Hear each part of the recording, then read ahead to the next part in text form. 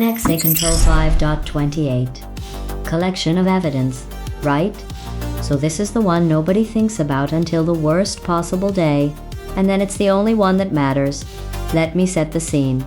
Something bad has happened at your 12-person software company.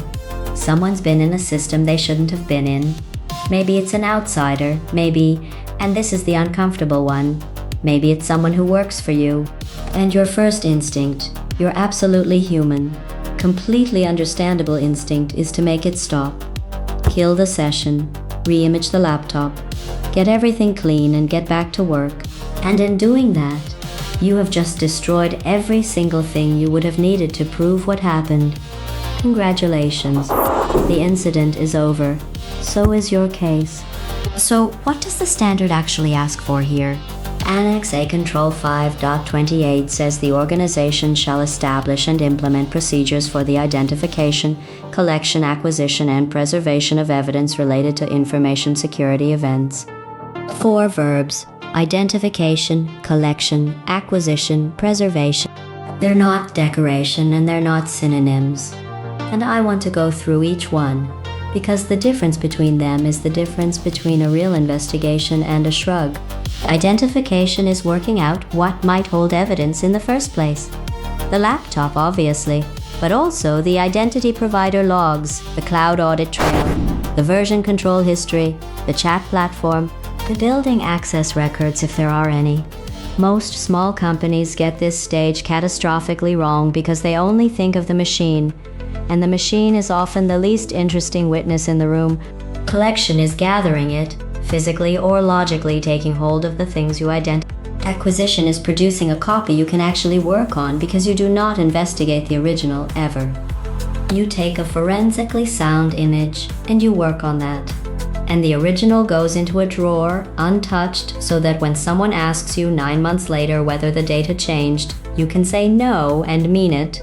And preservation is keeping all of it intact and provable over time.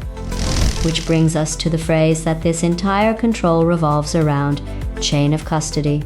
Chain of custody is an unbroken documented account of who had the evidence, when they had it, what they did to it, and who they handed it to next. That's it. It's a boring list. And that boring list is the only thing standing between we have proof and we have a story. Because here's the thing that founders find genuinely hard to accept. The truth is not enough. You can be completely factually right about what happened and still lose. Not because you're wrong, but because you can't demonstrate that your evidence is the same evidence you started with. An employment tribunal doesn't care what you know, it cares what you can show. And if your entire case rests on a screenshot somebody took on their phone in a hurry, of a screen that no longer exists, you don't have a case, you have a photograph of a feeling. Which brings me to Dave. Dave runs everything technical at this 12-person company. Dave is the person who gets the message at 11 at night. And on this particular night, the message is that a departing salesperson has been pulling down customer lists on their way out the door. Now Dave, being competent and being tired, does exactly what a competent, tired person does. He locks the account, he gets the laptop back, he wipes it and reissues it to the new starter. Because the new starter needs a laptop and Dave is not made of laptops. He takes a couple of screenshots along the way. He feels like he handled it. 6 weeks later, the lawyers get involved and the questions start. Was the laptop between Tuesday and Thursday? Dave doesn't know it was on a desk. Was it the original or a copy? It was the original, and it's gone. Can you prove the export logs weren't altered? Not really. They're in a system 3 people share an admin login for. Where's that screenshot from? Dave's phone, which Dave dropped in a car park in April. Nobody in this story did anything malicious. Dave did his best. Dave's best just wasn't evidence. Failure mode number 2, and this one's quieter. Log retention.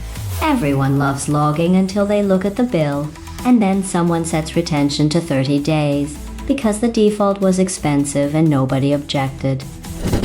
Now the average intrusion is not discovered on day 1. It's discovered when a customer asks a strange question, or a bank calls. By the time you go looking, the window where the answer lived has already closed. You had the evidence. It expired quietly on a Tuesday because of a checkbox. Failure mode number 3 is the one I genuinely lose sleep over. Everybody's an investigator. Something happens, and 4 people all pile into the same system at once, poking around, opening files, running things, all trying to help. And every one of them is leaving footprints in the crime scene. You now cannot tell which activity was the attacker, and which was Dave's colleague being curious at midnight. The evidence isn't destroyed. It's contaminated, which is worse, because contaminated evidence still looks usable right up until someone competent examines it. So what does right size look like for 12 people? Not a forensics lab. Please, not a forensics lab. You do not need write blockers and a hardware imaging kit in a cupboard. That's gold plating, and I'd argue it's actually a risk. Because kit you never use is kit you'll use wrong. What you need is a page, maybe 2. Who decides that an event needs evidence preserved? One named person plus a deputy, because your one named person will be on a plane. What gets frozen immediately?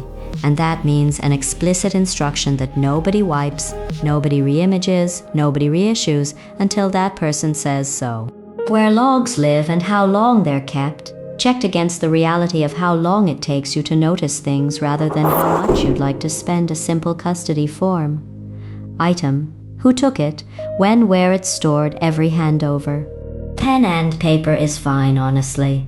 And finally, the number of the external specialist you'd call, agreed before you need them. Because sourcing a forensics firm at midnight during your worst week is not a plan, it's a prayer. This control does not stand alone, by the way. It sits directly downstream of Annex A.5.28 Information Security Incident Management Planning and Preparation, and Annex A.5.26 Response to Information Security Incidents. It depends utterly on Annex A.8.15 logging, because you can't preserve what you never generated. Annex A.5.34 Privacy and Protection of Personal Data has opinions about what you're allowed to hoover up off someone's laptop. And Annex A.6.4 Disciplinary Process is the whole reason you're building the chain in the first place. And no, this isn't new in 2022. It's the direct descendant of the old collection of evidence control from the 2013 version. The concept has been sat there for years. It's just been ignored for years, because it's the control that only pays out when something's gone properly wrong. And nobody wants to budget for that. So here's the dare. Tonight, pick one system, just one. Your identity provider is a good start. Go and find out exactly how far back its logs actually go. Right now, not what the sales page claims, not what someone told you in 2023. Ask yourself honestly how long it would realistically take your company to notice a quiet insider. If the second number is bigger than the first, you don't have a collection of evidence problem. You have a you will never find out what happened problem. Go and check. I'll wait.